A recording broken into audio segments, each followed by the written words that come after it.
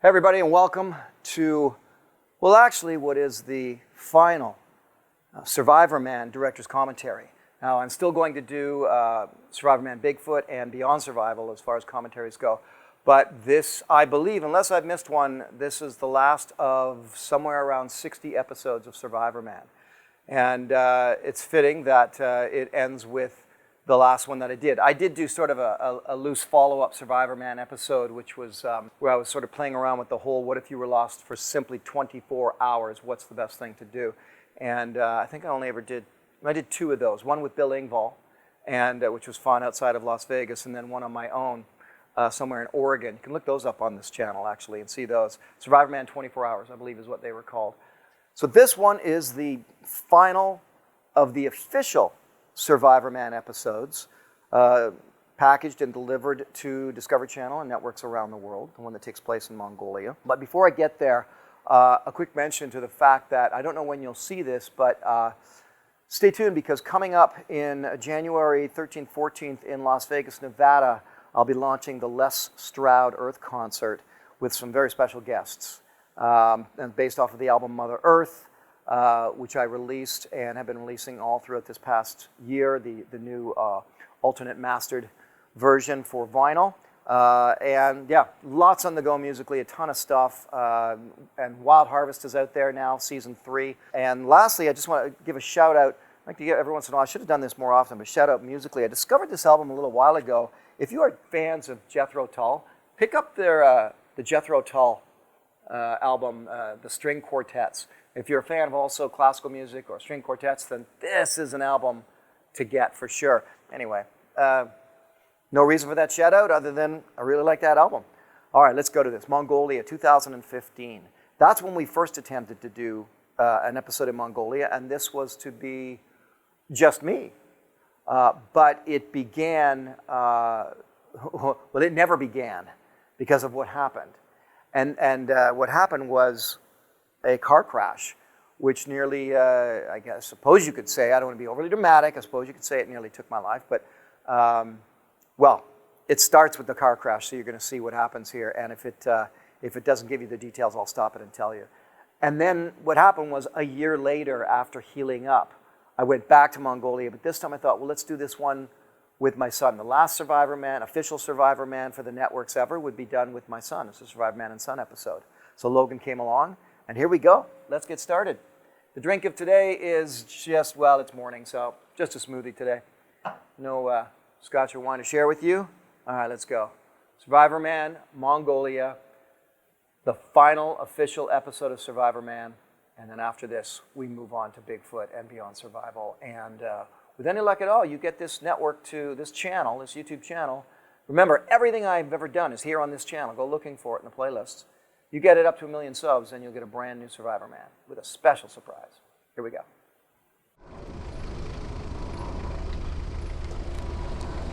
So all I saw was the glass coming at my face, and I thought, I've never seen anything like that before in my life. I went shoulder into the side, and it was when we first hit, because it was a hard hit. Bam! And then we just kept rolling, kept going. I thought it was going to stop right there, but it didn't stop. It's true what they say, it all happens in slow motion. In the process, I'm like, nobody get hurt, nobody get hurt. Like that, let's roll and come up. And that's it, we're done. It's just a bad roll. And just as I was thinking that's when I hit.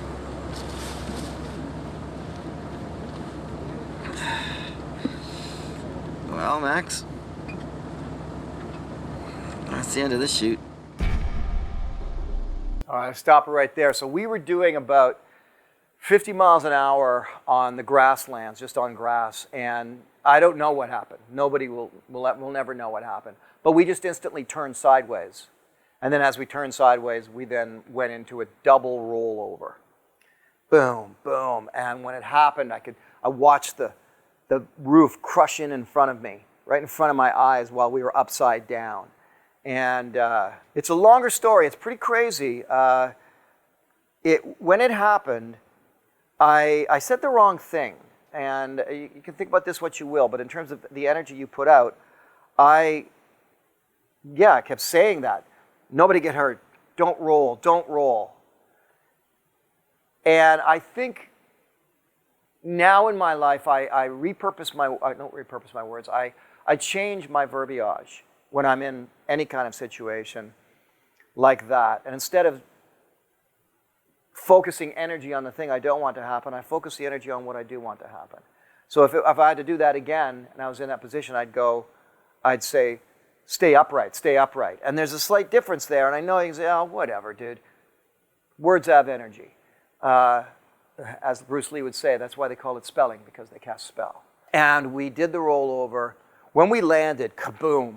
I looked up at the driver and his wife. Are you okay? Yeah. Are you okay? Yeah. But first, I asked my wife. My wife was with me on this, and she was beside me in the back seat. There were no seat belts. It was the last rented Land Cruiser we could get in the entire country of Mongolia because it was a big political holiday going on.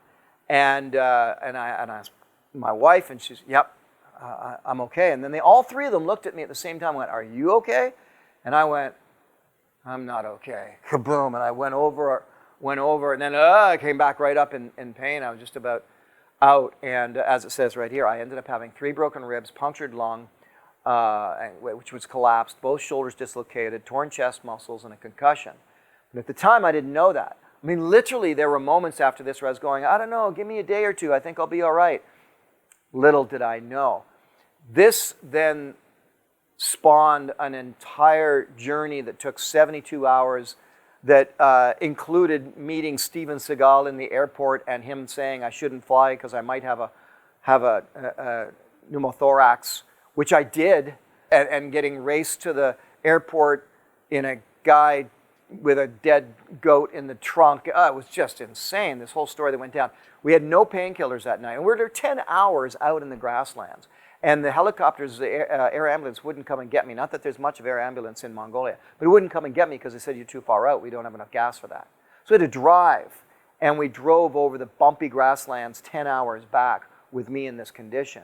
And the only painkiller that was available was my buddy Ian, who was there to film use the drone. He had 2 leftover Tylenol 3s, and we had 2 bottles of Bordeaux. And those became my painkillers for the 72 hours. It was an insane period, and anyway, this all came out of it. I could go on and on about I mean, that whole story in itself is a 2-hour tell. I can tell you this, though, as an addendum to it, though. Later on, oh gosh, even in Toronto, I didn't go to a hospital till I made it to Toronto 72 hours later. I flew with a pneumothorax. Didn't know I had one. I landed in Toronto. Oh, my dogs are barking at squirrels or something up there.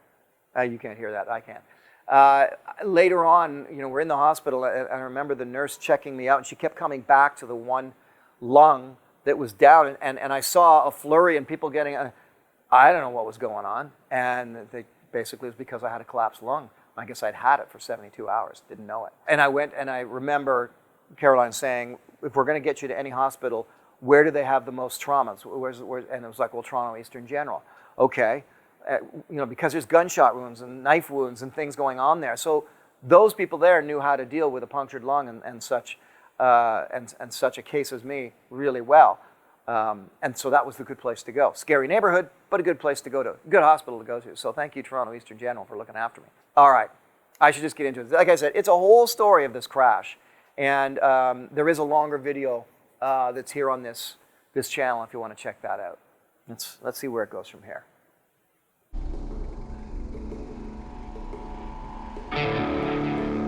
One year later, before we go to this now we're going to get into the Mongolia Survivorman.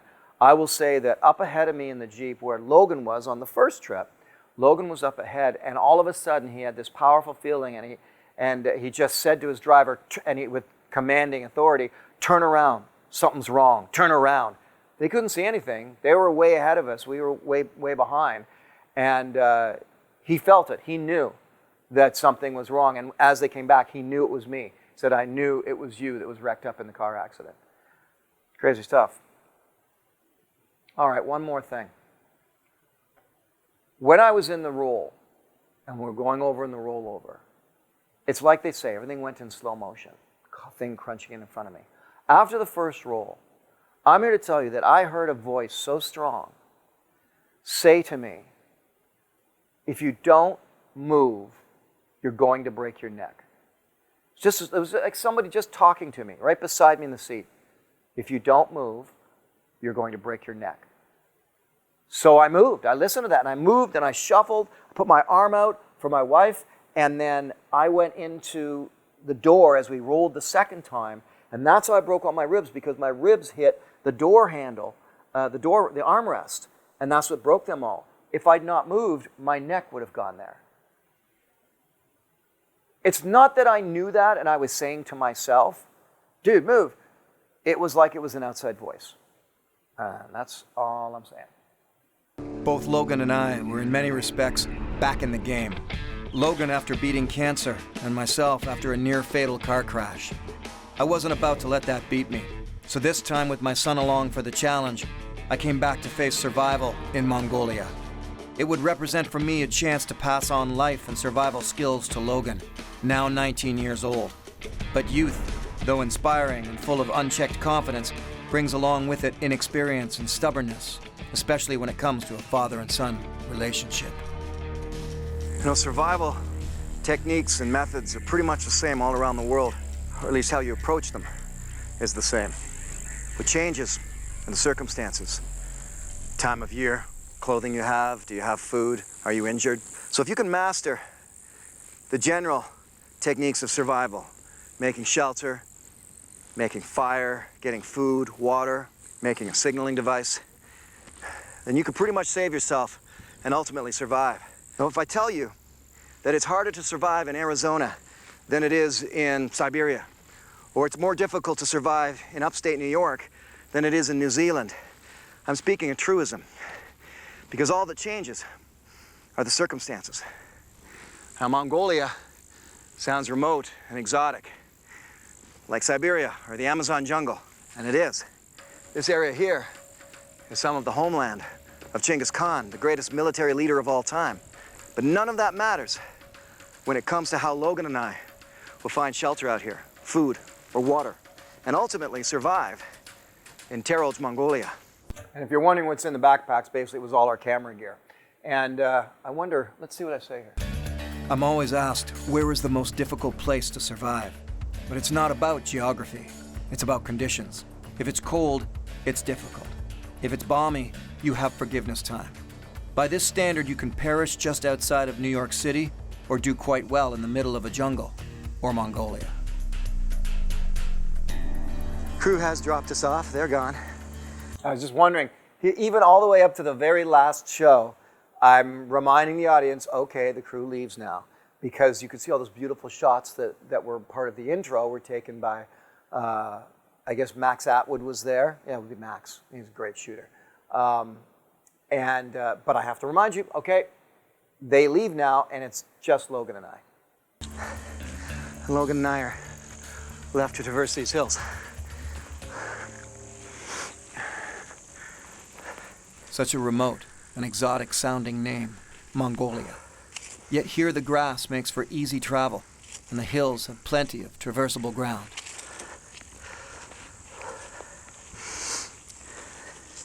I'm gonna take my shirt off, let the sweat dry a bit, and walk around, see what else we got around here. Small point, but little survival point there that, you know, I don't want my shirt to get soaking wet. And in a survival situation, the concept of looking after your clothing is a very important one. It's vital to keep your clothing so that they remain protective in all the situations. If you can find it online, I actually have the VHS tapes here of a film called The Cree Hunters of Mistassini. And you see how they're meticulous when it comes to cleaning off all the snow and the dirt before they get into their wall tent. This is important in survival, is remaining clean. It sounds kind of dorky, like, oh, what are you talking about? You're just in the wilderness. Yeah, but remaining clean plays into your ability to survive, keeping your clothing intact, your skin intact, all of that. And of course, as you know, you sweat. You die. And so you don't want to be sweaty. And taking your shirt off and making sure it doesn't get soaked is really important. You sweat, you die. Aha. My mantra for survival always. When the sun goes down, so does the heat. an area up here that might work. Oh yeah. This is a wolf den. Let's take a look at all of the wolf scat here. We may have visitors later tonight. That'll be interesting. But if it comes on to rain, this will help. At least we can tuck in out of it, right? Yeah, no, I like it. And otherwise what we do is get a fire going here and let it reflect the heat off. What I'm seeing is not a massive fire, but definitely a good sized fire for the night with this amount of wood. We'll do all right here, right? As long as it's tricky, you know, when it comes to my filmmaking, and I'm so confident and so used to being my own host and talking to the camera and filling spaces and so on, that whenever I filmed with other people, whether it was Joseph McConnell or Bill Engvall or my son Logan or Bushman Bob, you know, I'd see them remain quiet on camera. And the problem, of course, with that is that doesn't help the filmmaking, because you've got to say something. There are certainly moments where you're quiet and there's moments where you see the person not talking, but for the most part, what's going on? What's the storytelling that's happening? And so I end up watching this now thinking, why am I talking so much? But I always remember that these other guys have joined me, and then there was also Monica and Sam as well. And you know, when they joined me, you know, Survivorman expedition like this, they're just not used to talking to camera all the time. So, for what it's worth. We don't get trampled by horses or yaks, I guess. Wild horses still roam these beautiful hills of Mongolia. So what I'm gonna do is I'm just gonna maybe start trying to find some firewood, so we can have a nice fire tonight. It gets really, really cold, and I'm not too excited about freezing tonight. Ever wonder what psychedelic mushrooms look like? Now you know. Growing out of manure, and they're all over the place here. So, story. How's test? Oh, okay. Time to change batteries, Luke. Hang on.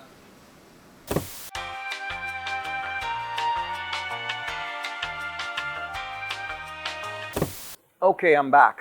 Where was I with the funniest story here? So there were hallucinogenic mushrooms all over the place, and as far as I know, highly illegal to take them out, and obviously to ever take them, you know, flying or anything like that. And I think they were illegal there in the country, period. But they just grew everywhere. And one of the guys who was working for me was sort of looking after logistics. He'll go nameless, but I love him. He's a wonderful man. He's an amazing, terrific. Sort of field producer, field director, you know, location advisor, whatever role he takes on when he's working in the film industry. And has worked for me on several episodes, and just love working with him. However, he thought well, I don't know this for sure, but all of a sudden one night, he sort of was sick. This is when we were location scouting, and he was sick in a way that just, you know, it's like he doesn't look sick. He looks like he's taken the wrong mushroom, and he was just totally out of it for a night. I can't prove that. He'd probably say, "No, man, I was just sick." It's like, dude, you weren't sick, because he was so intrigued with the magic mushrooms too. He was like really wanting to go, you know, hunting some and getting a whole bunch of mushrooms, and he was just like really into it over and over and over, day after day. It was nothing. It's all he was talking about. And then, sure enough, one night, you know, before we'd actually gone out to shoot this, I went to his room, and I'm like, "Dude, you gonna be all right?" He goes, I don't think so. And he gave no explanation. It wasn't like I've got the flu, and you couldn't hear anything in him. It's like, okay. And we were all kind of, "Sorry, buddy, you know who you are." We were kind of giggling behind your back, because it's like, yeah, he's totally tried some mushrooms. All's well that ends well. Surviving as two means working to your strengths, and in this case, I can afford to let Logan pick and choose what he wants to put his efforts into. Yeah, the horses up on the top of the hill, and they're leaving me something I can use. As long as it's dry, it'll work. Oh, I had a little bit, I think I got it out, but I had a little sliver of the tree when it fell down there that got lodged right in my eye, and that's what I've been really worried about happening. I don't want to break a stick and have it go right into my eye, lose my eye, put it out, something like that. That would cause a lot of problems. Oh. You can see the difference in Logan. If you go back and watch the Tofino episode or the Wabakimi episode, he's much thinner. He's really lacking in energy, and we didn't know what was going on. We didn't know he had leukemia at the time. This is now 2 years later, and you know, he's building back up. I mean, he's super fit now. He's a wildfire fighter and a paramedic. But I think this being my final Survivorman, my last hurrah, if you will, it was a way. It was really wonderful for me to have Logan, my son, with me on this, knowing, you know, I'd been through the car crash, he'd been through leukemia, and we can come out and do this together. Something I can actually eat. Little violets. And they are edible until they get bitter. Sweet. Bitter. All the little sharp bits on them are just digging into my skin right now. Sucks. All right, I think I got most of it.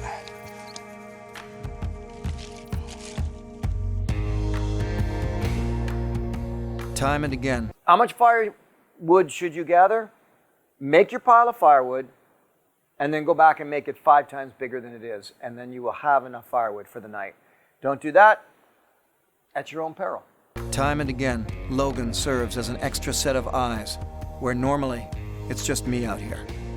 It's been my opinion that survival with more than one person is always preferred, as there are so many advantages to working together if you can. It's Logan who spots them first. There's a whole bunch of horses up there. So we've got wild horses hanging out up from where we're surviving in a wolf den. It was an active first night. Well, at least the horses led me up to some rose hips. And here. Rose hips are just so abundant worldwide, and I make rose hip jam every year because of the rose hips that grow around my home down in southern Oregon. And yeah, great wild edible plant to get comfortable with. If you haven't seen it yet, watch my show Wild Harvest. It's right here on this YouTube channel. You can see the playlist. The season 3 is out now. You know, in that show, Wild Harvest, that's featured on PBS in the United States and Weather Channel in Canada, I get into identifying all of the local foraging that you can do. It's still will always be my favorite subject of survival. Will be foraging for wild edibles. Try these. So what you want to do is take it and just suck the bright blue end of it, just for a few seconds while it's still sweet, and then spit it as it gets bitter. It's already bitter. Yeah, it only takes a split second. It's always bitter. No, they'll be, you just missed it. They're not that sweet, but there's a little touch of sweetness and there's some nutrients in them, and then it's bitter. Then stop. Still bitter. Oh, well. All right, we'll find more rose hips instead then. That's definitely a 19-year-old boy refusing to play along with his father who's filming a television show. I'm gonna go find some fireweed. There's a bunch actually right beside me and up ahead. Basically, it's this big patch of it.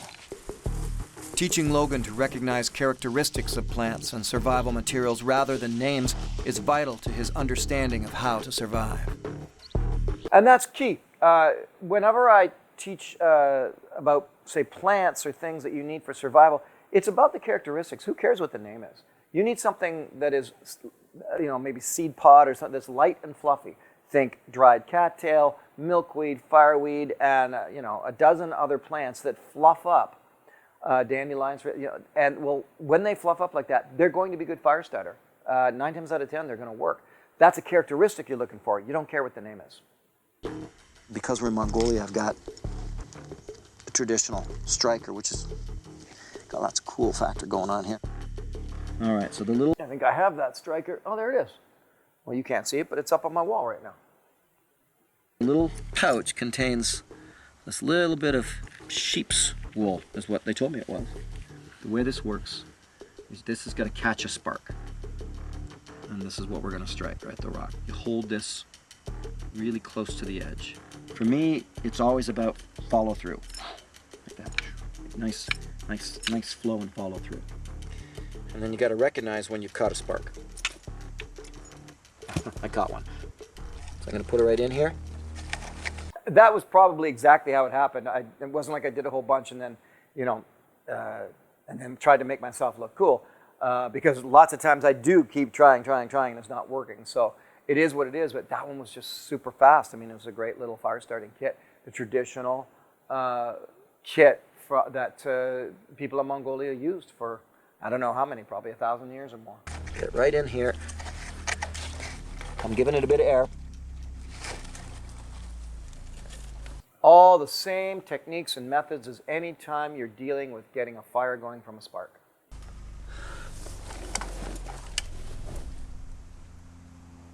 Slow it first.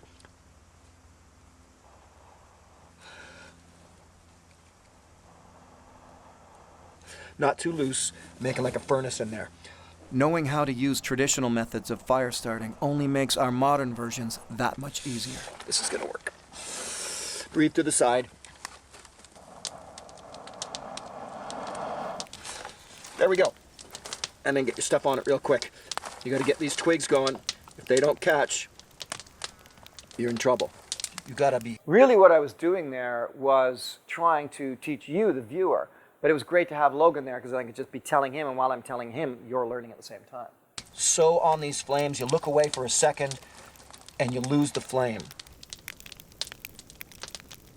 This little baby was given to me by one of our Mongolian guides to bring out here. So I didn't want to turn down the gesture because it's ultimately very cool. So this is the last of this. Boil this up and give Logan and I a bit of evening nutrition here. Here we go. Rosehip tea. It's sweet. And it's full of vitamin C, so.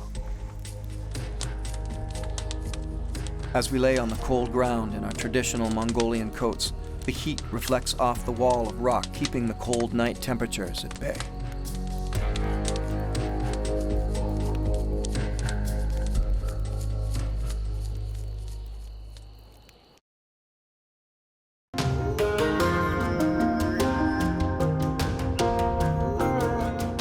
We're not far from civilization, so we could walk out. But Logan and I are here to survive, so hiking in deeper is the order of the day. Actually, the reflection. So except for the ones where it's obvious where it's at, where we're camping at the moment, those sunset, sunrise shots, most of them are probably captured by Max Atwood. Great shooter, started with me as an intern, and he's gone on to do amazing work. But he already did amazing work getting all the sort of the B-roll type stuff for me for the Survivorman series. And it helps bring you out of, say, the commercial break or whatever's going on into the story again. Being in the elements like 24/7. I think that's the hardest thing. I think like making sure that you're prepared like for surviving in the elements, you know, so that you can shoot and get up and shoot at all times, hours of the day. So I think that was the hardest thing.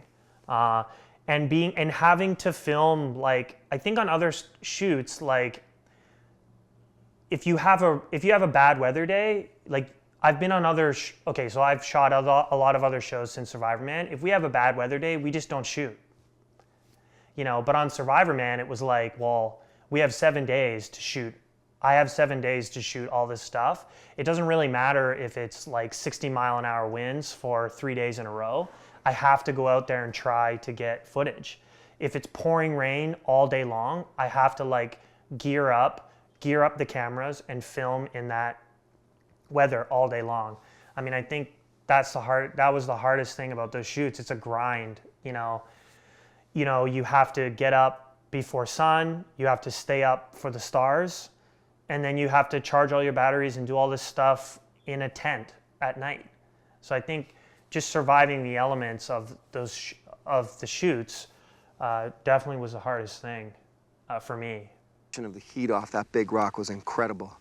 And we probably each had to get up a good 6 times to stoke the fire, but every time we did, the amount of heat just knocked us right back to sleep again. But what we're going to do is head in.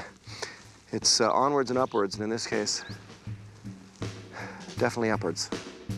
It's easy to suffer from what I call option anxiety, when the choices are many. It's the fear of making the wrong decision. In survival, a right turn instead of a left or going up instead of down can prove to be very costly. So you can't jump into things without calculating all the risks. Now, with 2 people trying to make sense of it in our minds, it's tough to figure out just what to do next. So, option A is just go straight up. It's not that far, but it's gonna be steep. Option B is go all the way down there and then have a slower incline. Yeah, but and look, you see what I'm seeing? Yeah. So, Up through there and then up. what if we followed up through there? So when I was looking at it before, it looked like it goes there and then it goes even steeper than this, up farther. My gut instinct is to go up here from what I saw up there too. I disagree. We know there's nothing up there. It's just barren and nothingness. All right, well, We could split up. yeah, I'm going up this way either way. I'd like to actually go up here, but now that I think of it, the split up Yeah. might be cool because it'll give us a chance to Give you double, essentially yeah. reconnaissance mission. You might spot something up there. You might go, holy mackerel, there's an awesome cave. And there's tons of firewood and there's a pool of water. Who knows, right? What I'll do is if I go this way Yep. and I stay on this side of the trees Yep, just so I can in see you. the open the whole way, and you stay Right on the top. in the open the Yep. whole way, I can whistle really loud. If I do one whistle, like that, that just means wave to me. Yep. You know, just establish that you heard me, wave to me. If I whistle anything more than once, it means come down to me. Okay. And we'll both meet at the end. Okay? Good luck. So, So, you know, establishing signals like that is actually pretty vital. The whole thing, well, you should always, you know, use 3, it's a sign. Let me go on there. Go on that for a bit, because I actually did a seminar recently, a quick short one with a search and rescue group. 1, 2.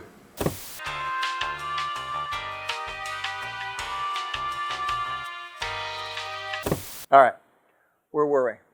I was recently giving a seminar for a search and rescue group.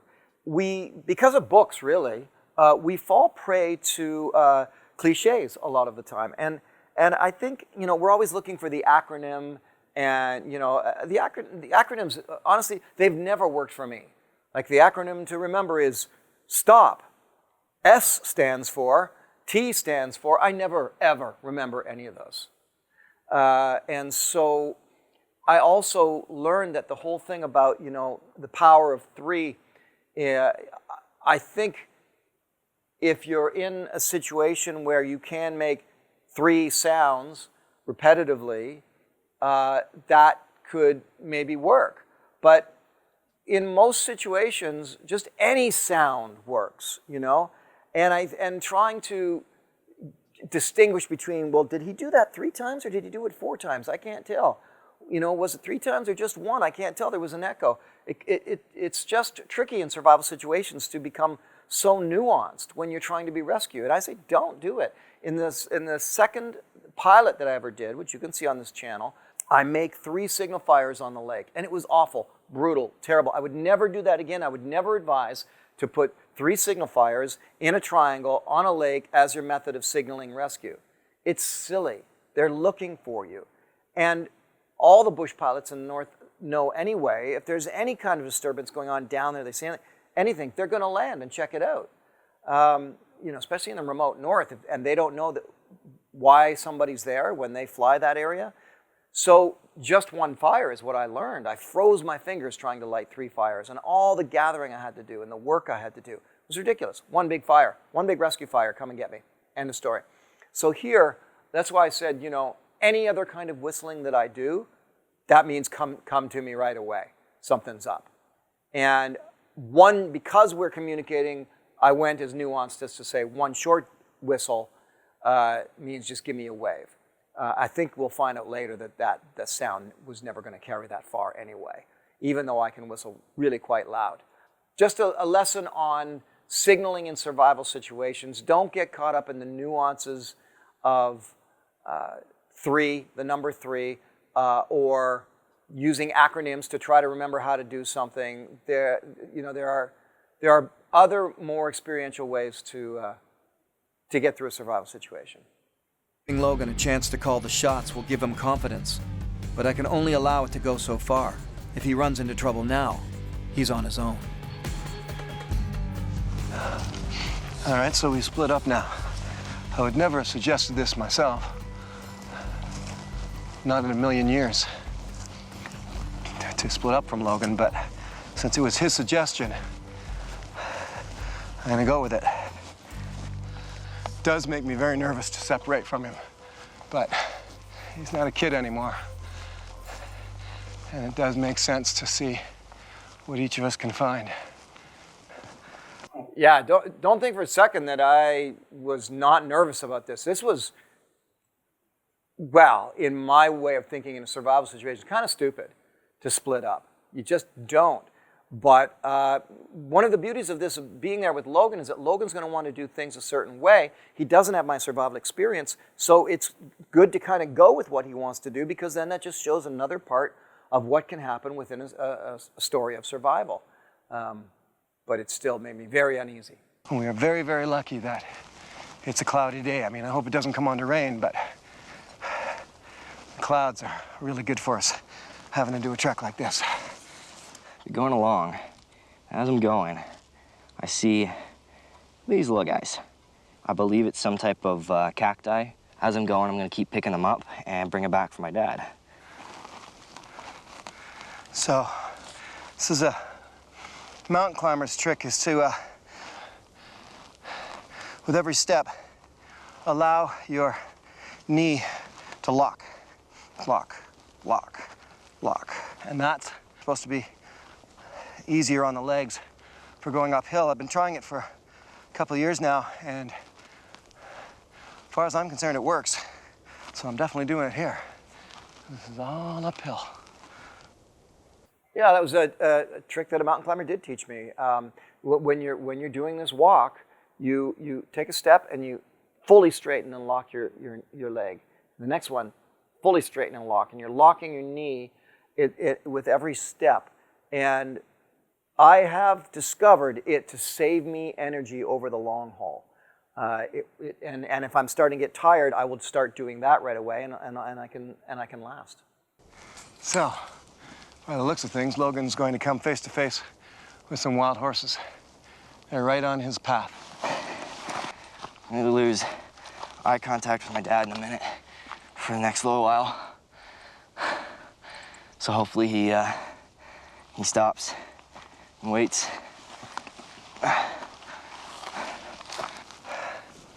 And we were supposed to be able to see each other, and That's the seat. There you go. I mean, you think, well, you'll be able to walk across there and I'll be able to see you the whole way. That's what I thought. But not if he's coming up to areas that are unwalkable. He's got to go around them, and we lose sight of each other. I don't see him at all. I think his trek's gonna be longer and tougher. We could see the horses here the other day, but I'm actually looking at 4 of them right now, and they're really close.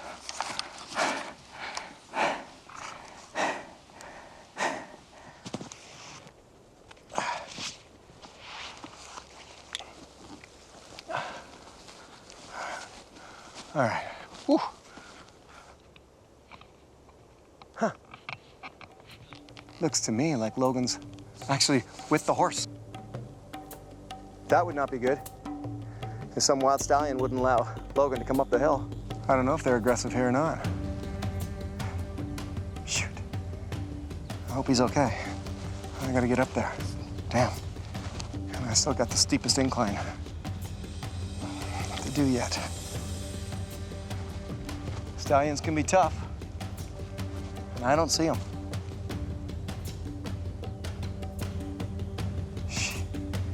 Yeah, I've just lost sight of them.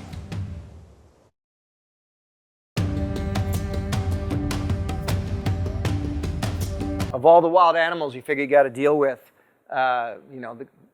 everybody's so afraid of bears and wolves. It drives me crazy, actually. Meanwhile, we have to worry about horses, which apparently the stallions here, they can be very aggressive. They're protecting their harem, so to speak. After splitting up from Logan for the hike, my fears are being realized.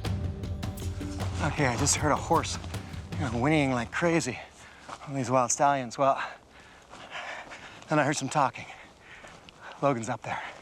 He made it past the horse. Whew. Had my heart going for a while there. Lost some calories to adrenaline. Fortunately, Logan was able to sidestep the wild horses. There he is. Looks like he definitely had the easier path. Oh, it just doesn't look that bad coming up here. Honestly, it was easy peasy. The upside of going up there is I did find a little bit of food. Oh, a bunch of violets. Violets. And that stuff. Yeah. All right, excellent, good call. So these little guys, I don't actually know what they're called, but they're really sweet. Found a bunch. We have no tarp, no tent, no covering. If we don't find awesome rain shelter here, Go back. we think about going back.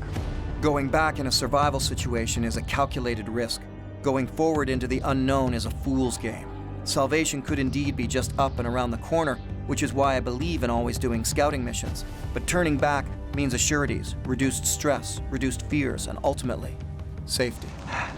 Let's get out of here. And just to point there, so many survival stories for real that happen because people are not willing to go back. People just feel like they need to press on forward. Luke, bring up a shot of my book, Will to Live there. In that book there, I talk about a lot of different circumstances, but one of the stories is the Stolpas, and when they got lost, I believe, in Nevada. And, they drove in to the point where their car was stuck, but they tried to get out by going forward.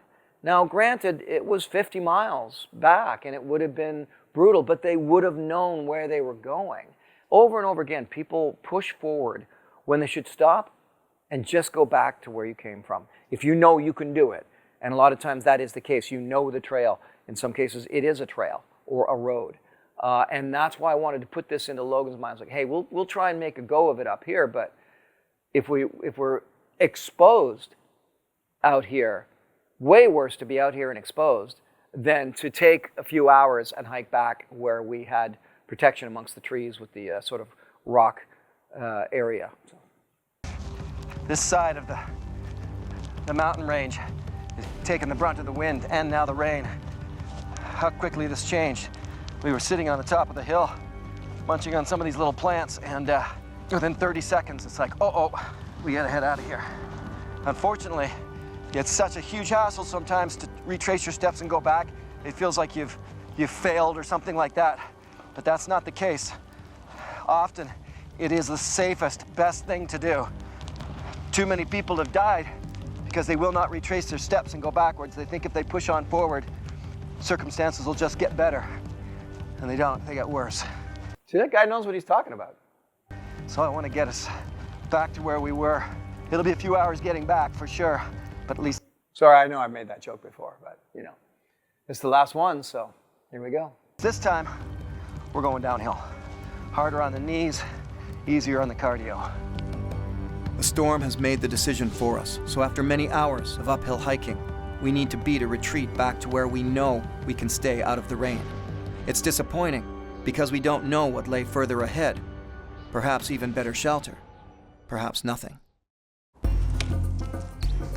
In and out of rainfall, Logan and I immediately set to improving our shelter in ways that will keep the rain off and the heat in.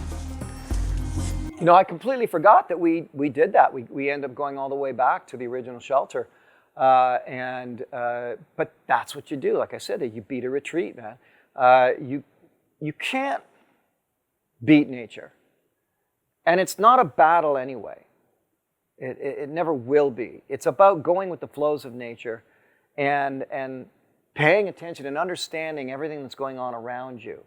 But if you're up against it, if it's a situation of where it's oh, I don't know, man versus the wild or something like that. That's just stupid. Because it never was a versus situation. It's about working with it to survive.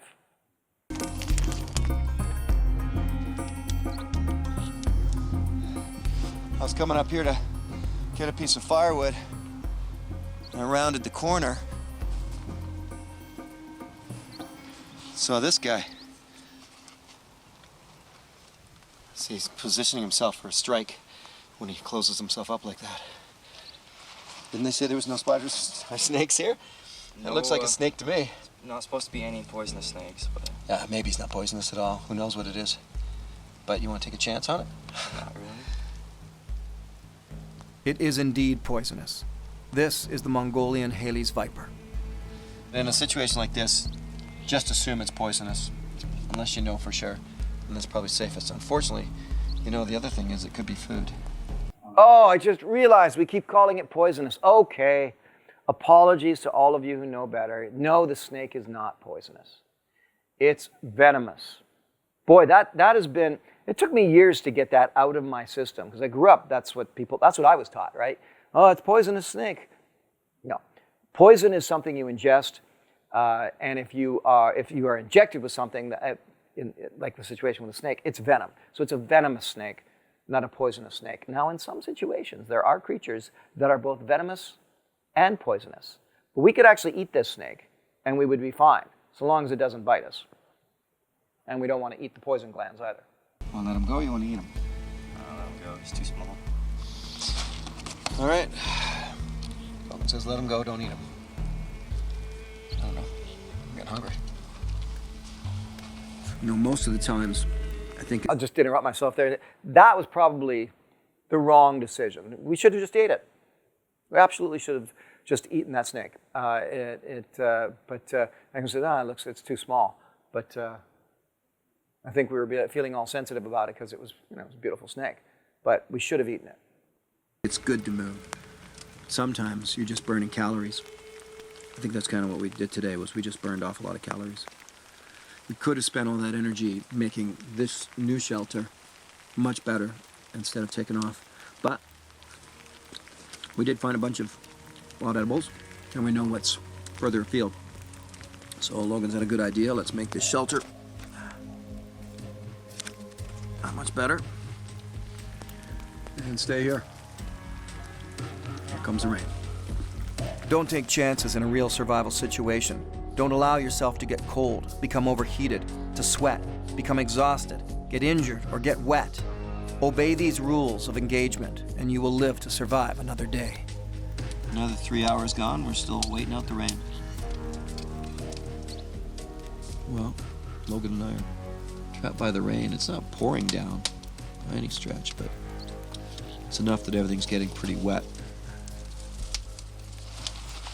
See, Logan's just made himself a little shelf there to keep the firewood up on, so his feet can tuck in down there for curling up and sleeping out of the rain. Our problem is that our shelter doesn't come over quite enough. We really have to squeeze in. You can see the rain comes down there, unfortunately, which means tucking back in under here to stay dry. Watching the rain come down. We continue to improve the shelter every chance we get, which is a must in any survival situation. Always work to improve your circumstances. You've got to be proactive in survival, so long as you have the strength.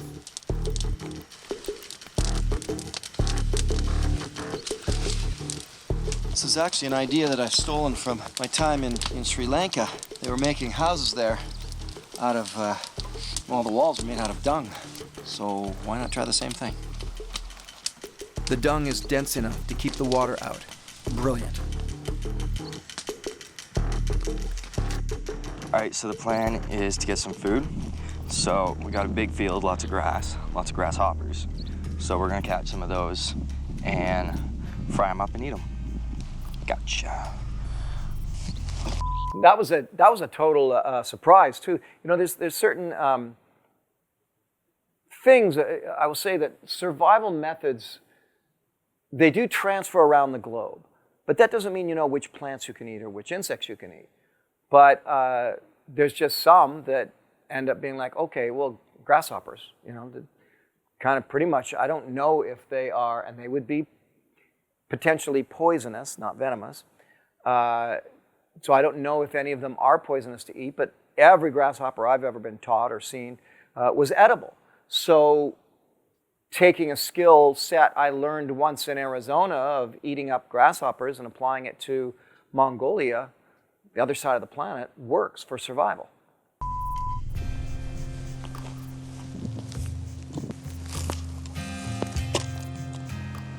All right, so it looks like we're eating tonight. Yeah, that's what I was hoping for. Look at this little guy. It's actually a mushroom that we can eat if we put it in that pan and get some water going with it and try to mush it up a bit. Give us a little mushroom meal. So, a little bit more to eat along the way. It's only a little bit, but in survival, every little bit helps. All right, well, it's starting to rain now, so I'm gonna head back. I got a bunch, so hopefully they taste good. I just want to reemphasize the whole point of when you're two people. So on one hand, yes, you're right. Two people means two mouths to feed. You've got to have twice as much water, twice as much food. That's very true. But I still value having two people's worth of energy, location searching, shelter searching, food gathering, food hunting, camaraderie energy. I'd rather have all of that energy over what I might lose if I have to share a meal or share water with whoever I'm lost with. So I will always say it will always be, in my opinion, easier to be lost with another person than it is alone.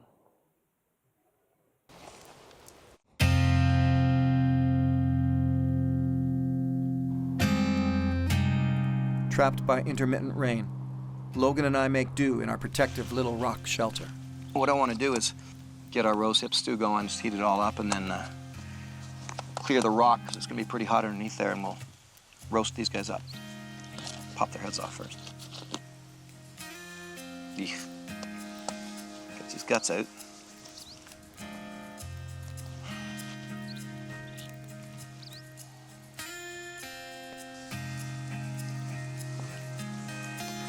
So this was sent in with this. I don't really know what it is.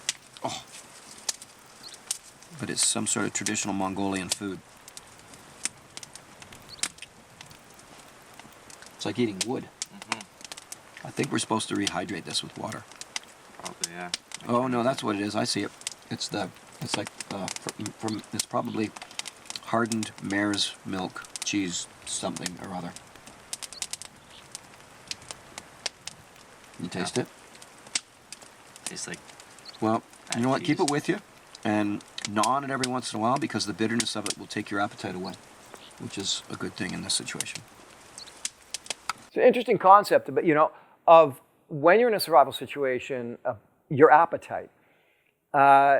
Any ways that you can do to diminish that urge, the hunger pangs, is good because it's good for you psychologically. So a lot of times, if I'm near an area with lots and lots and lots of fresh water, I will guzzle.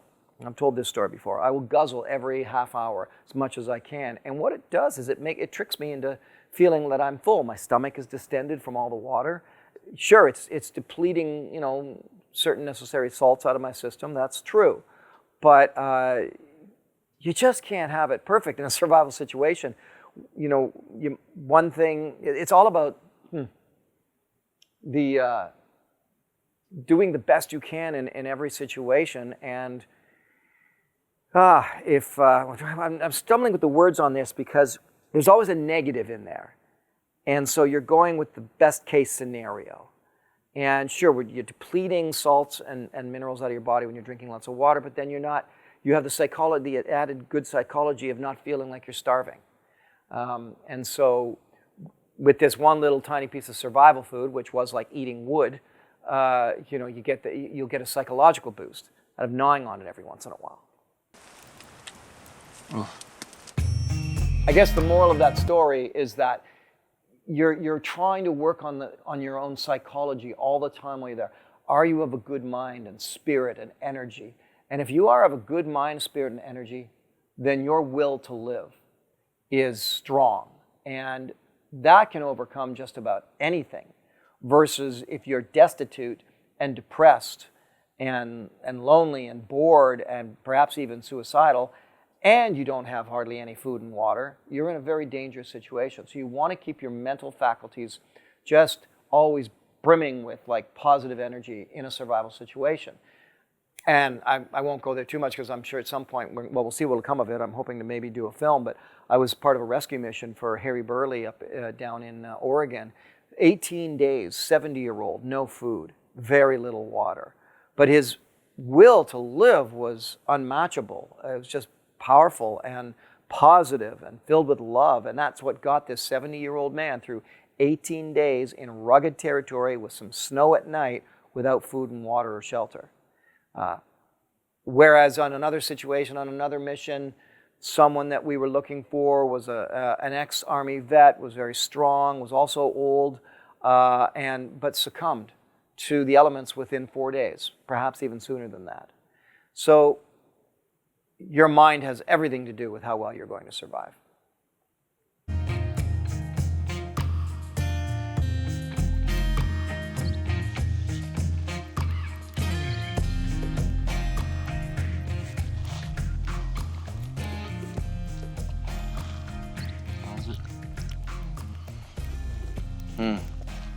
The milk has it tasting sort of soury. Oh, but the mushroom's soft. Soft like cardboard. Here, at least take it, have a taste, you know what I'm talking about. Kind of gross, huh? You can taste that stuff in it. That's from the milk. Well, that's definitely a survival meal if I ever saw one. All right. Who's first? Go for it.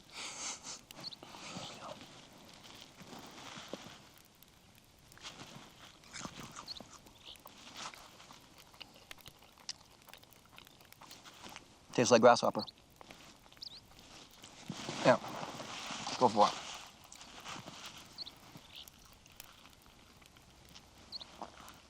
It's not. Grasshoppers are good. Next to the rose hips, they're the best tasting thing here.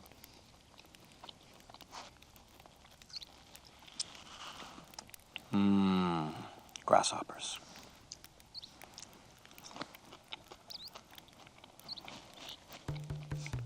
I'm stuffed. And that's the way it goes in a survival situation. You know, guys know how much I detest when the other shows try to make it all seem, everything seems gross. It's not gross. You haven't eaten for 3 days or 2 days or 4 days, whatever it is. It's the opposite. The craziest stuff starts tasting good. That is what happens in a real survival situation. You say, oh, I would never eat that. Let's see how you go after 4 days with no food. Then all of a sudden it's like, all right, I'll eat it. There's no decision to be made at that point.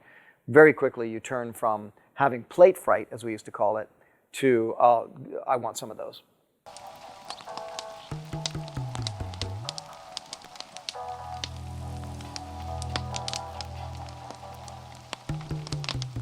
So we are trapped in our little cave shelter here. Quite a few hours has gone by.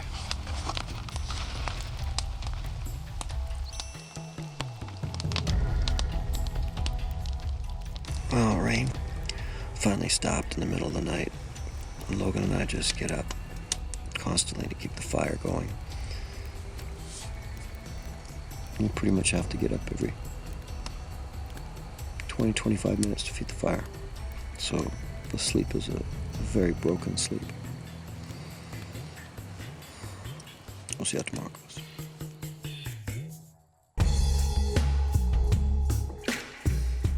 I think, I had a chance to do this with the search and rescue thing I was doing recently as well, talking about sleep deprivation.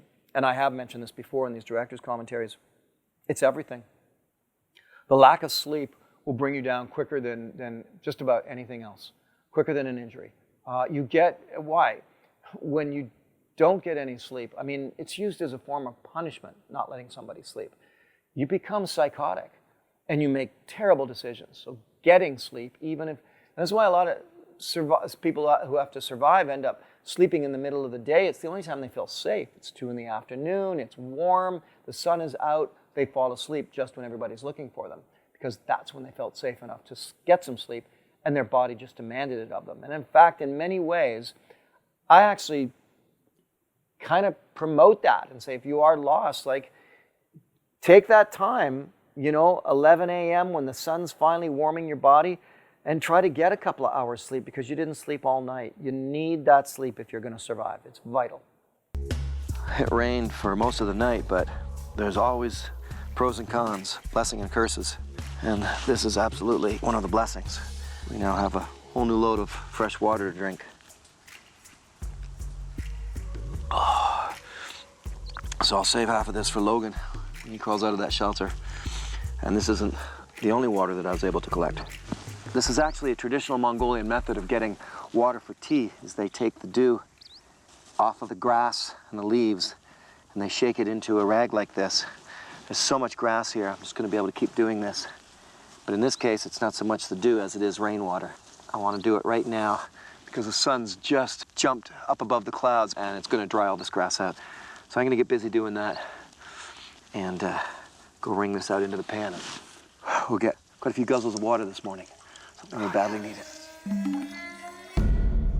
That's one of my favorite, very unique methods of getting water, is getting it off of grass from the dew or from rain. Another method of doing it is to tie rags around your ankles and to walk through it. Just walk through with the rags, walk through the tall, wet grass and get those rags soaking wet, wring them out, and you have water. It's what an amazing way to hydrate yourself. Well, I love it because it's very much a survival technique. It's not something else that we adapt for survival. It's really specific only to survival. It's the only time you're ever going to do something like that. But it works, and I always enjoyed that. I think first person I ever talked with about that was David Halliday out of Arizona, and he's actually from Boulder, Utah. And David, one of the greatest survival instructors of all time, one of my teachers, when we talked about doing that, about getting water by tying rags around your ankles. You try it sometime. It's amazing how well it works. With the better weather and some slight replenishment of grasshoppers and rainwater, I've talked with Logan about heading out again, but leaving our packs behind. Logan and I are gonna do more of a proper hike today. We're gonna go lightweight, another reconnaissance mission up into a different section, a different area of the mountain to see what we can find. Hiking these hills with all our gear yesterday in hopes of finding shelter proved pretty taxing on our energy reserves. We should have reversed our process and headed out as we are now. No gear, just surveying what lay ahead. That is important.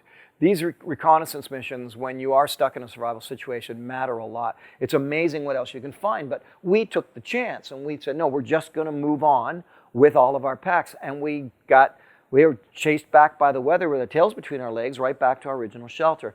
That killed an awful lot of calories, burned a lot of calories. And so this is the right way to do it. The first thing you do is a reconnaissance mission where you're lightweight, but it's also a little dangerous. You're essentially separating yourself from all of your main equipment, which we didn't really have much, but most of our heavy equipment was camera gear. However, you might have stuff and you don't want to be separated from it, but if it's heavy, you want to go lightweight and do the reconnaissance mission. Just make sure that you can find your way back. That's what's vital here. What we're looking for is a pathway out of here. Like if we had to keep going and go up and over the mountains, could we do it? Is there a way out to civilization? We know going back the way we came is a way out to civilization, but is there a way pushing forward? I'm just going to stop it right there. Luke, why don't you run our Survivorman swag spot, and I'm going to go make a coffee, and I'll be right back. Hey, everyone. Allow me to interrupt myself. I don't really like hawking merchandise and swag, but you guys do ask all the time where you can get certain items. For example, check this out, Hennessy hammock. I put a lot of time and effort into designing this hammock with Hennessy. It's their top hammock. It's an amazing, beautiful, comfortable hammock to enjoy for all of your adventures out there, so just check it out. It's got a full-size tarp, which was a big thing for me. It's got insulation, and I love it. So I've got the Hennessy hammocks. Of course, for years I've been in a phenomenal relationship with Hella of Norway, Hella Knives. And this is our signature knife, of course, the Tamagami. These knives are handmade. In fact, I've been there to this very ancient factory where I don't know how many, it's well over 100 years that they've been operating, and every single handle is handmade. All of the grinding, everything is done by hand. And these knives are absolutely beautiful. I also now have a brand new relationship, and you will see these items, new foraging tools that I'm designing with LT Wright Knives out of Ohio. And also, Chef Paul Rogalski of Wild Harvest has the signature Chef Paul Rogalski kitchen knife collection. Those are a big thrill to me, to have these beautiful items that we spent years designing, and I still have them available for you. However, if you want to go more the route of just enjoying the Survivorman legacy, if you will, then of course, go to my website, lestroud.ca, go to the shop page. Right there, you've got everything.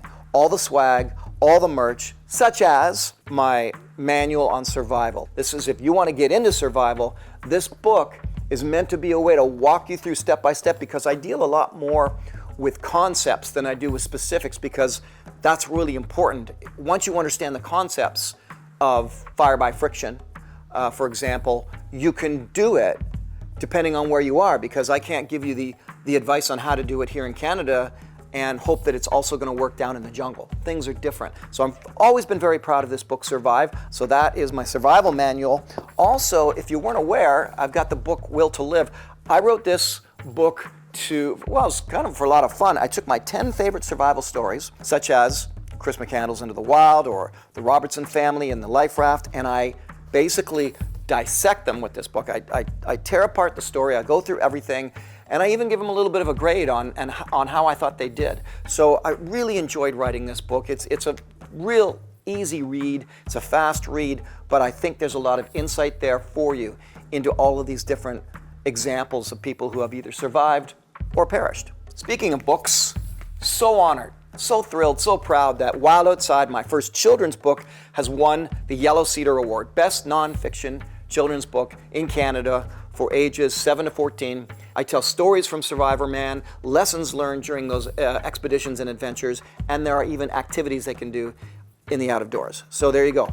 My new book, my children's book, Wild Outside, Around the World with Survivorman, has just won the Yellow Cedar Award, and I'm up for another award yet. And in keeping with stuff that's going on right now, we are also up for an award for our Season 1 recipe book from the series Wild Harvest. And if you've never caught the series Wild Harvest, check this out. Woohoo! Beautiful little rainbow. Dinner. This perhaps is the most incredible kitchen scenario I've ever had. When you start getting involved in local foraging and bringing the ingredients home and playing with them in the kitchen, can you create a dish where the domestic ingredients don't overshadow the wild ingredients? Hey there! Oh! Go on! Now the job's getting fun. This dish is a showcase of how great these foraged ingredients come together. It's the best when it's its own flavor. When you're making something with a wild edible, you're nailing it and not losing the wild flavor. Sometimes it is about the ingredients. Tell me that doesn't look awesome. 2 seasons right now, 26 episodes. In the United States, it's on PBS stations. You can also get it on this YouTube channel. In Canada, Cottage Life TV. In Sweden and Norway, on Matt Cannellan. It's on National Geographic. Asia, which includes China and India. So my Wild Harvest series is playing around the world now, and we, with every single season, create a recipe book based on the recipes that we show you in the actual shows themselves. So that's Wild Harvest. And of course, if you want the DVD, you can get that on this website as well, lestroud.ca. And let's not forget too, that I'm a musician. The CDs themselves are available on the website. The next release will be the re-release of the Mother Earth album on vinyl. But go on Spotify, Apple Music, wherever you listen to music, or on my website. You can go to the shop page, you can pick up all of my CDs. So this is the last one. This is my 20th anniversary selection. Check it out. every film I've ever made, 76 films in all of the Survivorman, Bigfoot, Beyond Survival, music documentaries, one-off films such as the award-winning Lalache about the school shooting up in Canada and a healing canoe trip. This is my 20th anniversary, 76 films. And people that have picked this up have raved about it. And I'm really proud that I can say I've got 20 years of anything, to be honest with you. That's available for you as well on that Les Stroud shop page. Okay, that's me hawking my stuff. Back to the video.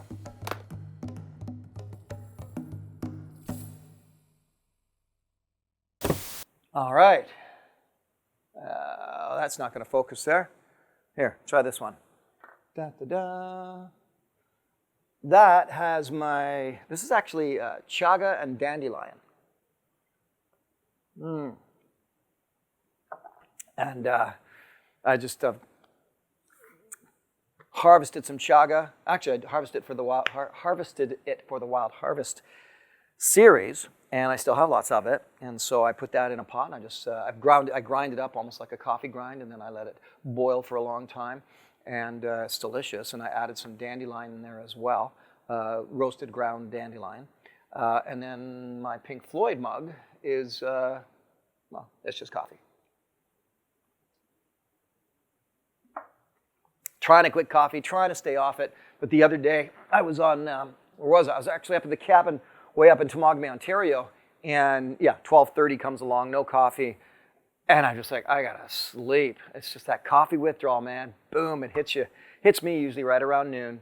And I just gotta lie down. And so I caved and had a shot of coffee so I could get work done around the cottage. Well, we do what we gotta do. Let's get back to Mongolia.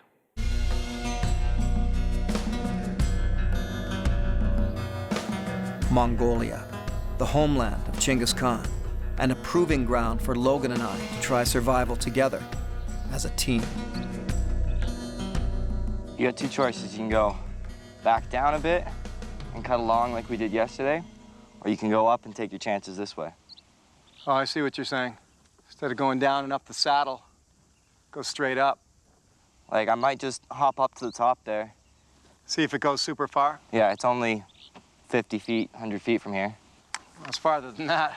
The thing is, over there is a saddle, a pass that goes through the mountains, and it's lower. This is taking us up and over, which usually brings you to cliffs and things like that. So, we'll still hit the saddle. I just want to check up here just to see if it's an Oh, easier yeah, but we path. could hit the saddle with cliffs in front of us and not be able to get to it.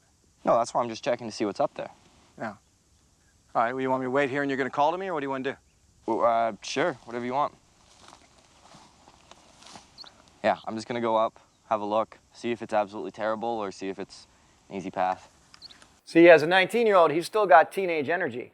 And I'm thinking like a survivalist going, I don't want to expend that much energy so soon here. You know, it's like that's just, you are always trying to conserve energy.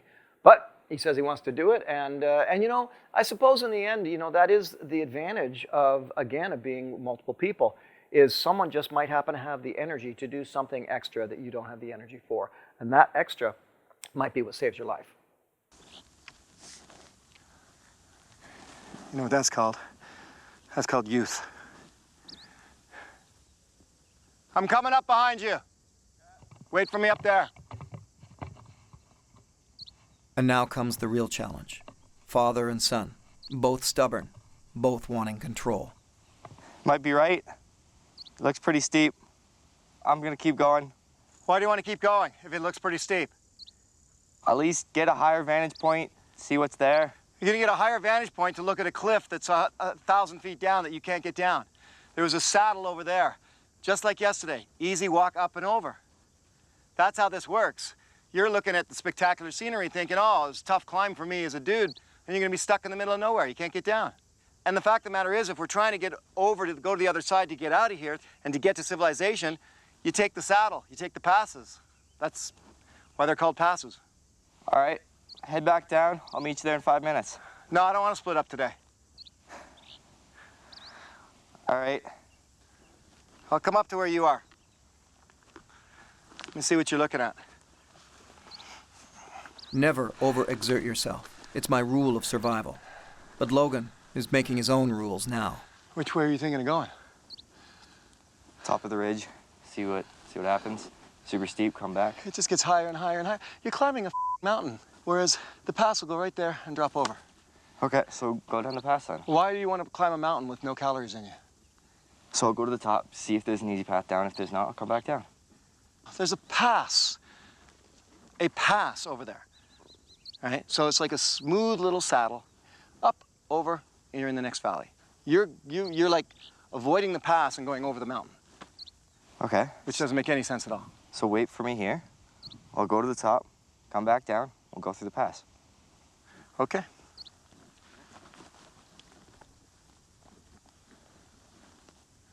I think we got rain coming in. Okay. And we don't have our rain gear with us, so at the first drop, we got to turn around and get back. Okay. Or we're going to get soaked.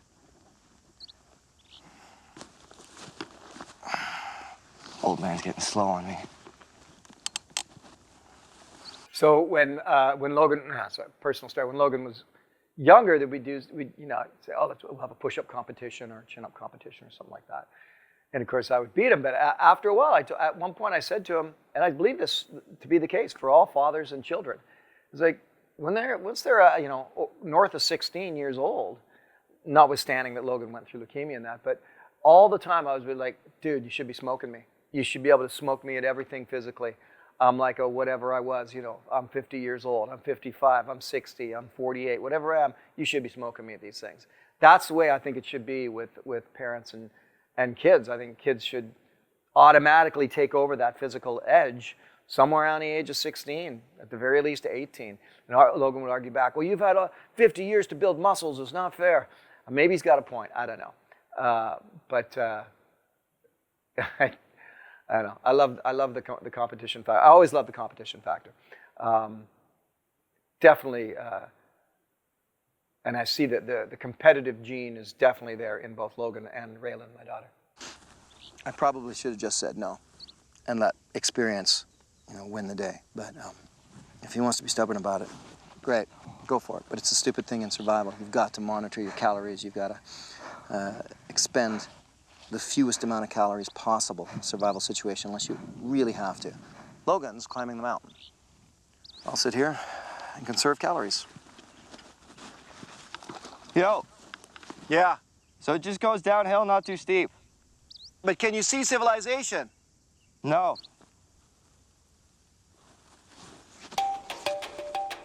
So we just climbed the mountain for no reason. Logan is thinking short term. I'm thinking long term. What Logan is doing is he's using his youthful vigor and youthful ego to go tougher routes. And that's not the way this works. That's how you get yourself into trouble. So I'm coming down in grass, nice and easy swoop. He's going down that.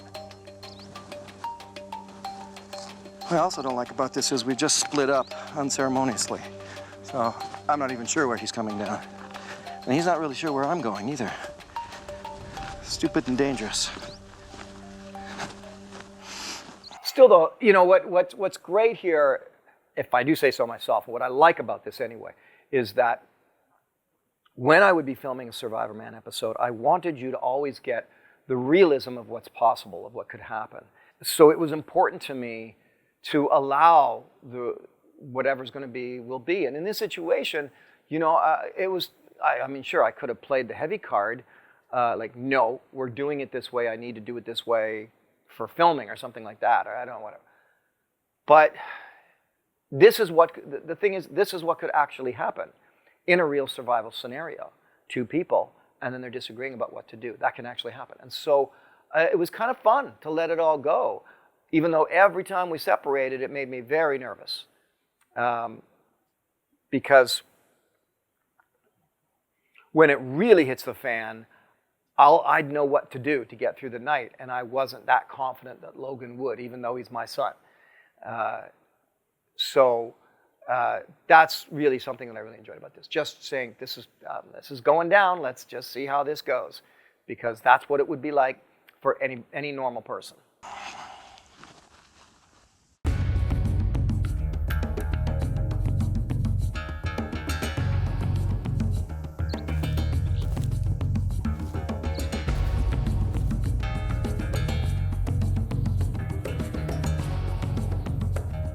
You there, Logan? All right, well, let's meet up over here. Just keep going before we get rained on. As we push farther than yesterday, we make a discovery that is equally exciting as it is disappointing. If only we had come upon it yesterday before the storm came in.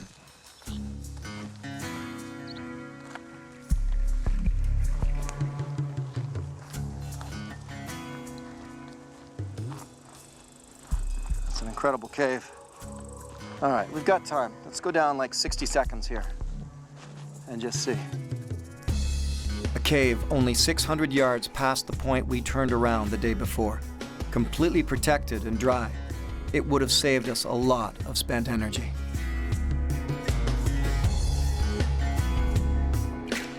But you see just the way things work. Well, why didn't we push farther? 600 yards later was this protective area because the storm came in.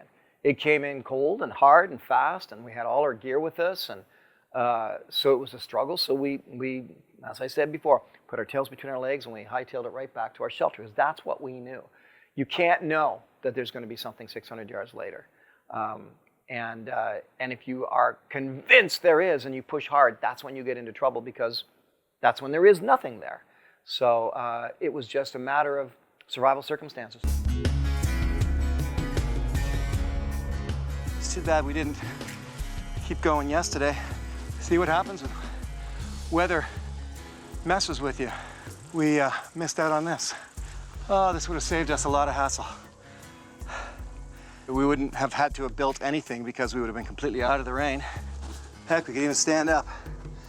The only thing lacking is firewood, but the energy that we wouldn't have used building our shelter back at base camp, we could have used getting firewood here. Them's the breaks when it comes to survival. Yep. This is why I always promote exploring in a survival situation. You burn a lot of calories, it's true, so you've got to offset what you might find with the calories you're burning. You've got to pay attention to that. We both feel strong enough right now. That's why we're doing this reconnaissance mission here.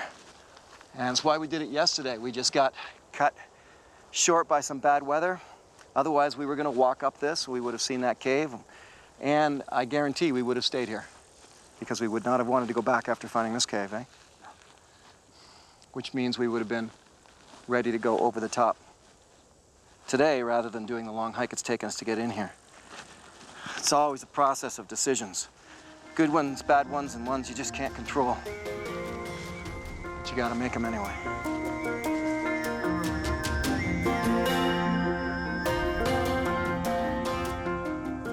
So we're still going up a little farther because there's a hill here we can get a better vantage point, but it's either gonna be a valley and civilization or it's gonna be just more Mongolia, which is my guess. Bro. Once again, the path of least resistance is the way back. Look at this. We're not going anywhere here. And we're up on top of cliffs here too. Mm-hmm. So this is how quickly it turns.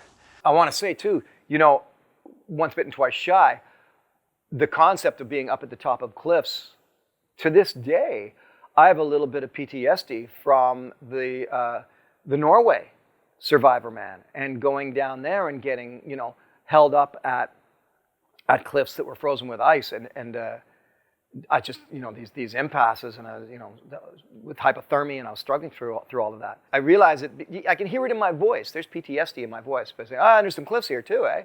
You know, there's no reason for me to point that out necessarily, except that I remember it oh so well. And same thing happened, I think, when I was in Romania, going down there. I was like, okay, nope, I don't like this. So now to this day, if I'm coming on the downside and I'm in the trees, it seems okay. And then there's a cliff, that spot right there, PTSD. So now my earlier lament about not having found that sheep's cave and stayed there last night so that we could get here and keep going is met by the fact that we can't keep going here. We've just hit an impasse. We're on top of cliffs and we're looking at cliffs over there. See, this is exactly how it happens. push on, push on. It's got to be right over there. And that's the conversation people have, that if you just keep pushing forward, you can get out of the survival situation. And my contention has always been, no. If you know the way back, and you know you can make it the way back, even if it's 50 miles, do the 50 miles. You think it might only be 5 miles this way to get out, and then you hit something like this. You're not going anywhere. As we explore, Logan's drive, youth, and sense of adventure pays off. He finds a way down. So Logan actually went searching and found a trail. And I don't think it's a horse trail, I think it's a human trail. So after all this lamenting that we've hit an impasse, thanks to Logan doing a little extra scouting, perhaps we did not after all. And that's when I'm willing more to take a chance, you know, to get out of an area, and then you start to see a well-established human trail, and it's leading down and in the right direction. It's a gamble to take, I guess. So I bet you this is the trail then down. It's the trail down, but again, it's like down to where? You know, you'd have to go down quite a ways to see if it goes anywhere. And then you've got all that forest down there. Like, where does it actually go? You're a long ways down. But if this is the path... I mean, if we chance this tomorrow, we could go a long way and not be anywhere. Mm-hmm. If we go back the way we came in, we know where to go. Decisions, decisions. Going up and over this pass and going down makes sense. But that is also what's got people in trouble before. I think what we're going to do is go back to base camp, which is a few hours back, settle in, try to get a bit of food. And if we're going to come out this way, we'll suit up tomorrow and come out. And survival situations always demand a lot of decision-making, constant decision-making. Choices can be tricky. And if you're not hydrated and you don't have food and you haven't slept, then the decisions become very difficult to make. I can take this moment back at the safety of our camp to challenge Logan. He's never attempted fire without matches before. Let's see if he's been paying attention to the master, his dad. That's actually not true, now that I think of it, because he attempted it in Tofino, but he blew it.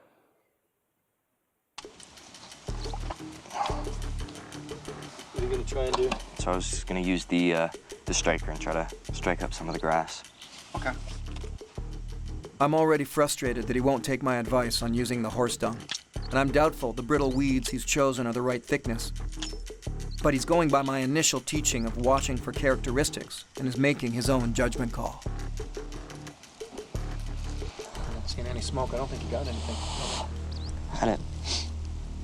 Had it. Do you want me to give it a shot? No, I'll try this one, and if not, then you go for it.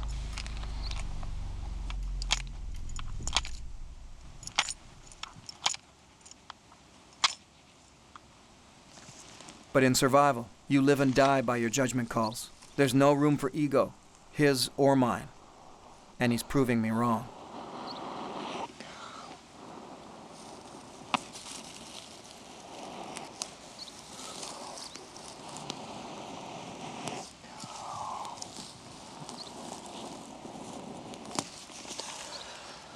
Hey.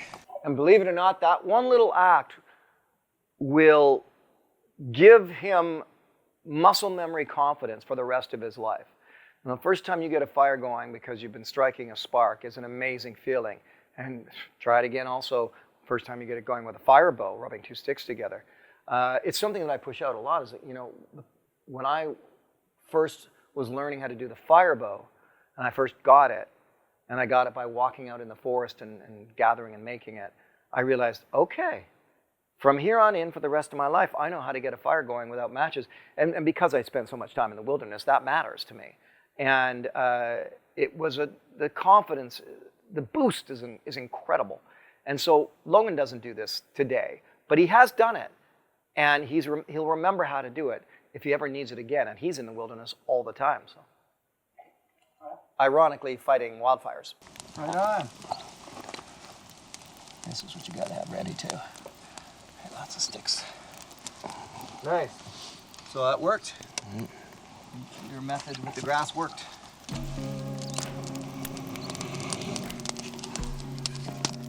I've survived in every ecosystem the world has to offer. Started fires in all manner of ways. Built shelters, foraged, hunted, and fished for food. I've navigated across difficult lands.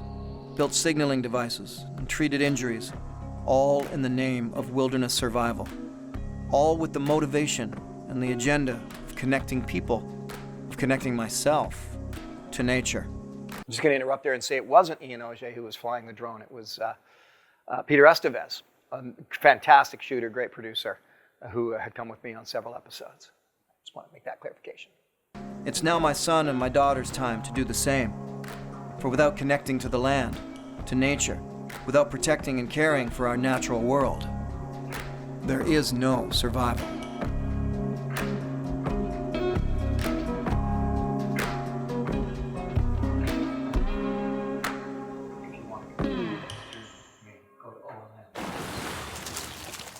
There we go. All right. Wow. Tell you what, I'm going to grab the camera and show you something before I end this out. But there we go. That sews up every Survivorman director's commentary. I think something like around 60 episodes. I won't do a commentary on the two 24-hour ones. Suppose I could, but I'll let them go. And I'll get right to the Survivorman Bigfoot. There's a bunch of those that I've done some of them already, but there's about another 6 or so, half a dozen I haven't done. And then Beyond Survival after that. And again, remember that we get this channel to 1 million subs, and you'll get a brand new Survivorman. In the meantime, though, let's pick you up and go show you something a little souvenir I brought back from Mongolia. That is what's called a Mongolian gur. So kind of like a yurt. And I actually bought that when I was in Mongolia and had it shipped here to my house here in Canada. So pretty cool. Oh, what the hell? Let's go show you inside.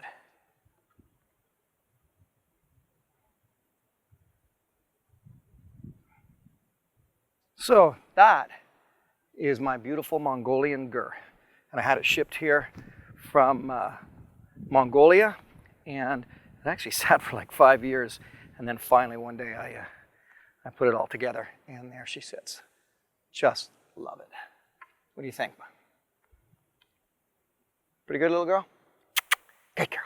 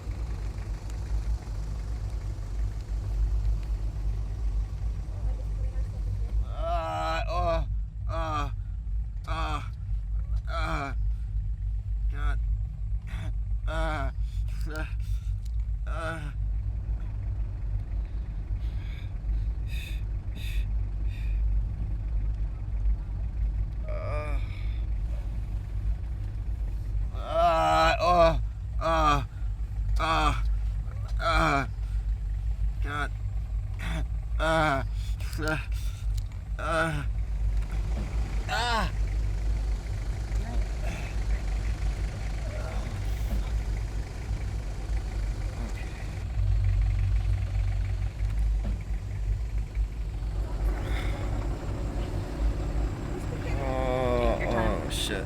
Yep, you're gonna get lightheaded here.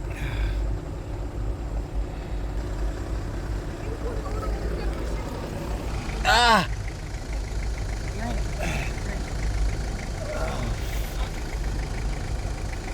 Okay. Well, Max,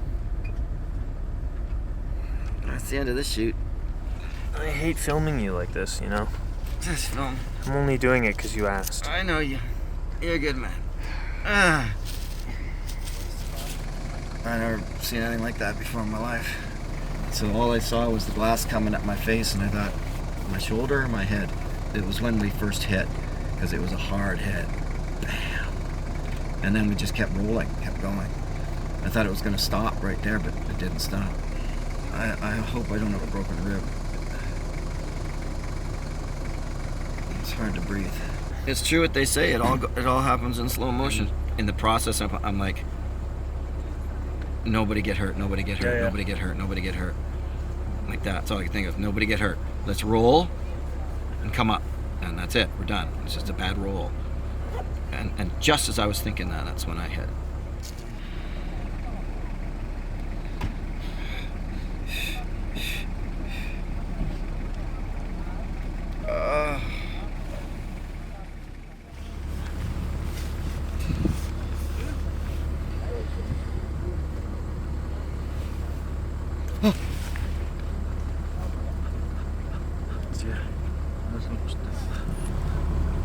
I heard something crack in my ribs when he pushed in. It was like click. It just could have been out of place too.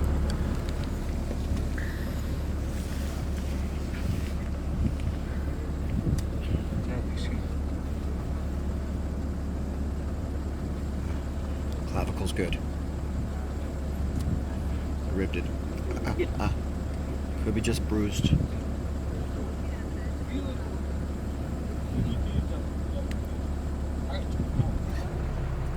"15 years of doing this. All the crazy roads we've been on, insane pilots, boating, and we're on a flat field, and we roll. Wow. I mean, I'm glad it was me and nobody else. The downside being that since it's me, the chute shuts down.